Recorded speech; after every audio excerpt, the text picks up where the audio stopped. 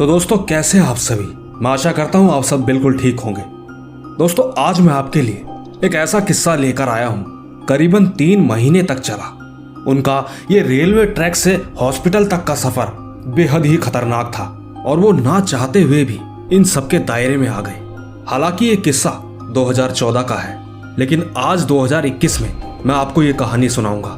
हालांकि उन्होंने अपना नाम और जगह बताने से मना किया है, पर मेरा इस कहानी को बनाने का मकसद सिर्फ रेलवे ट्रैक है। कई लोगों के ऐसे कमेंट भी थे जिनमें उनका कहना है कि रेलवे ट्रैक के ऊपर कोई कहानी लाऊं। तो दोस्तों उन्हीं के बताए हुए नजरिए से सुनते हैं रेलवे ट्रैक से हॉस्पिटल तक के सफर की कहानी।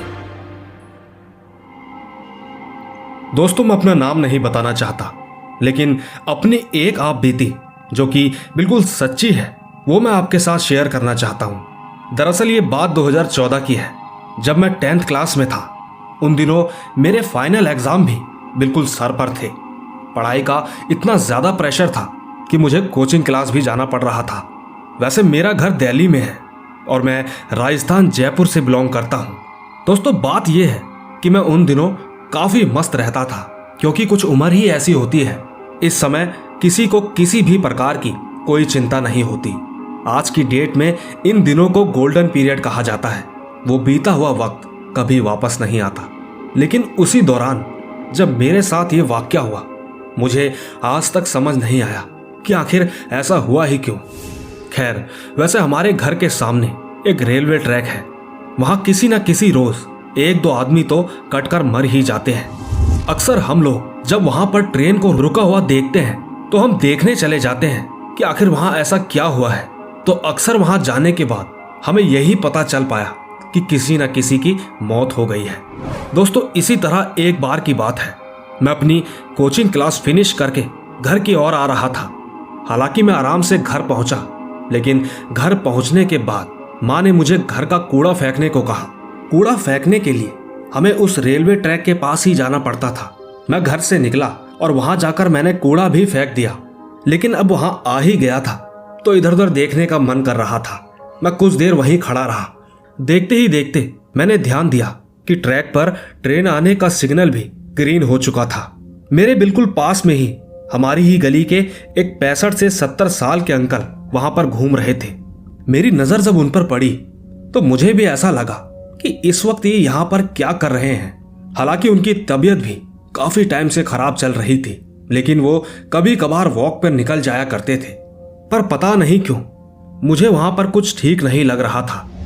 देखते ही देखते कुछ ही देर में ट्रेन का हॉर्न बजा और ट्रेन भी सीधा हमारे सामने ट्रैक पर आ ही गई थी। करीबन 2-4 डब्बे ही आगे निकले होंगे। मेरा ध्यान भी उस ट्रेन से हट चुका था। मैं वहां से मुड़कर थोड़ा पीछे की तरफ जाने लगा। मैं थोड़ी ही दूर आगे चला ही था कि अचानक मुझे किसी के चिल्लाने की आवाज सुनाई दी।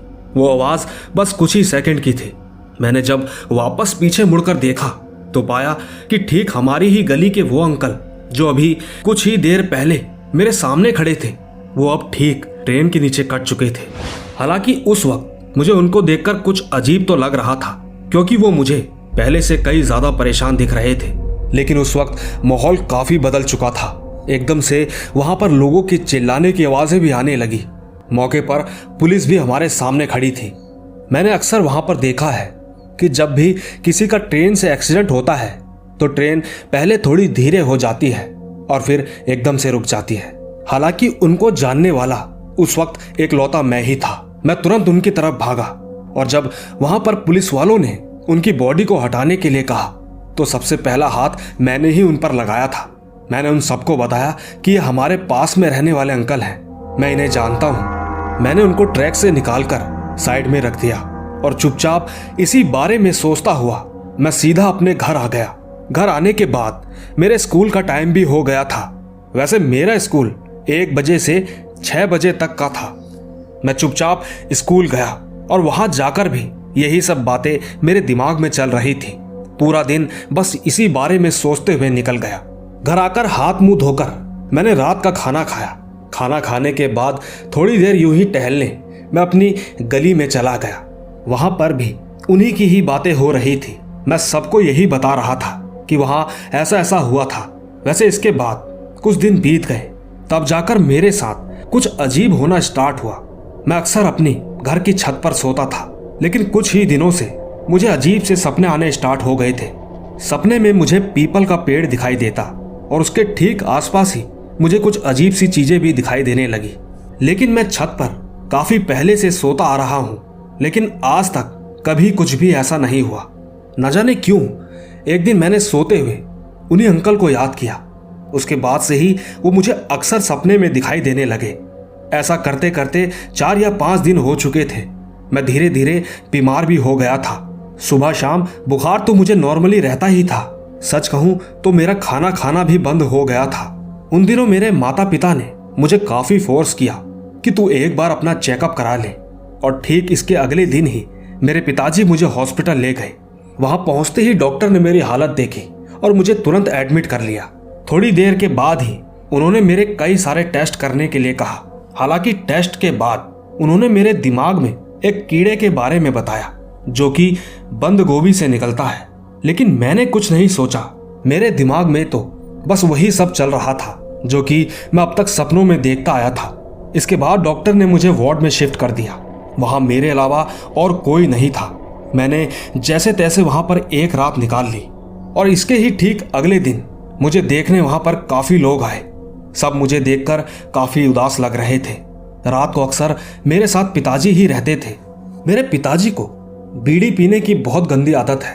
हालांकि वो मेरे सामने बीड़ी नहीं पीते, इसीलिए मैं जब रात को सोने की कोशिश करता था तो वो 2 बजे नीचे जाकर चुपचाप बीड़ी पीकर आते थे। इसी बीच मेरे साथ वही सब स्टार्ट हो जाता था। उन दिनों हॉस्पिटल में भी कभी कभार तो मुझे उसकी परछाई तो कभी उसके होने का एहसास मुझे अंदर तक डरा देता था। दोस्तों, उस वक्त मेरे साथ जो भी हो रहा था, मैंने एक बार भी इस बात को अपने पिताजी को नहीं बताई। इसकी वजह यह थी कि वो इन चीजों से बहुत ज्यादा डरते हैं, और तो और वो जल्दी से इन बातों पर बिलीव नहीं करते। लेकिन मैं एक बार भी उन्हें बता नहीं पाया, जबकि मैं 18 दिन तक हॉस्पिटल में भर्ती रहा। उन दिनों मेरे साथ बहुत कुछ अजीब होने लगा था। जैसे ही रात के 2 या 3 बजते तो उन अंकल को मैं अपने सपने में ही पाता था। मैं बहुत ज्यादा डरा डरा सा रहने लगा था। इसी बीच मेरे घर वालों ने मुझसे कई बार पूछा कि आखिर बता, तुझे क्या प्रॉब्लम है, तू यूं चुपचाप क्यों रहता है। लेकिन सच कहूं तो मैंने किसी से कुछ नहीं कहा। लेकिन दूसरी तरफ दवाइयों के चलते मेरी तबीयत पहले से बेटर हो गई थी। इसके कुछ ही दिन बाद मुझे डिस्चार्ज कर दिया गया। इतने दिनों बाद मैं अपने घर आया था तो मेरी गली के सभी लोग मुझसे मिलने आए। उसी बीच हमारी गली के एक पहलवान जी भी आए, जो कि नब्ज देखकर ये बात बता देते थे कि किसको क्या दिक्कत है। हालांकि जब वो मेरे घर पर आए तो मेरी हालत देखकर काफी दुखी हुए। उन्होंने मुझे कुछ देर तक देखा और गंगा जल मेरे ऊपर छिड़का तो न जाने मेरे अंदर क्या हुआ। मेरे अंदर से अजीब अजीब सी आवाजें आ रही थी। उस वक्त घर के सभी लोग एकदम परेशान हो गए। उन्हें लगा कि अचानक इसे क्या हो गया। लेकिन सच कहूं तो मुझे कुछ भी नहीं मालूम चल रहा था। इतना सब हो जाने के बाद उन्होंने मेरे घर वालों को समझाया। उन्होंने कहा कि डॉक्टर का इलाज तो ठीक है, लेकिन इसे किसी ऐसी जगह लेकर जाओ जहां इसके ऊपरी चक्कर का इलाज हो सके। दोस्तों, हमारे राजस्थानियों में शीर भैरव बाबा की पूजा भी होती है। अक्सर पूजा के दौरान वो किसी न किसी के अंदर आ ही जाते हैं। तो ठीक ऐसे ही किसी आदमी को बुलाया गया जिसके अंदर पूजा के दौरान वो आते थे। तब जाकर उन्होंने मुझे देखा। वो मुझे देखते ही सब समझ गए थे। ये पूजा करीबन 5 दिन तक चली और जो कुछ भी मेरे अंदर था उन्होंने उससे बातें भी की लेकिन मेरे शरीर से जाने से पहले उसने बस इतना ही कहा कि इसने मुझे मरते हुए देखा है और मेरे पास उस वक्त केवल यही था। इसने ही मुझे उस वक्त साइड किया। वहां से कट जाने के बाद मुझे तभी से ये पसंद आ गया और तब से ही मैं इसके अंदर रहना चाहता हूँ। दोस्तों, ये सारी बातें होने के बाद उन्होंने मुझे एक ताबीज दिया और कहा कि इसे 3 साल तक कभी मत उतारना। दोस्तों, तब जाकर ही मेरे साथ ये सारी चीजें होना बंद हो गई। बाकी दवाइयां तो चल ही रही थी। धीरे धीरे करके मैं बिल्कुल ठीक हो गया। लेकिन दोस्तों, इन सब के बीच मुझे ये कभी बिल्कुल समझ नहीं आया कि आखिर मेरी गलती क्या थी। हालांकि इस कहानी में आपको कितनी सच्चाई लगेगी ये तो मैं नहीं जानता, लेकिन आपसे मैं सच कहूं, इन्हीं चक्करों में मेरे करीबन 3 महीने बर्बाद हो गए। तो दोस्तों, देखा आपने, कभी कभी इंसान के साथ ऐसा भी हो जाता है कि उसे उसकी वजह ही मालूम नहीं चलती। हालांकि इस कहानी में एक वजह तो उसने बताई थी, पर क्या वो वजह सच हो सकती है? बाकी आपको ये ट्रैक से लेकर हॉस्पिटल तक का सफर कैसा लगा, नीचे कमेंट में जरूर बताइएगा। ये कहानी थोड़ी हटकर थी तो सोचा आपको इसे सुनाता चलूं। बाकी मिलता हूं आपको जल्द ही कुछ और कहानियों के साथ। तब तक अपने और अपने परिवार का ख्याल रखें। Bye bye.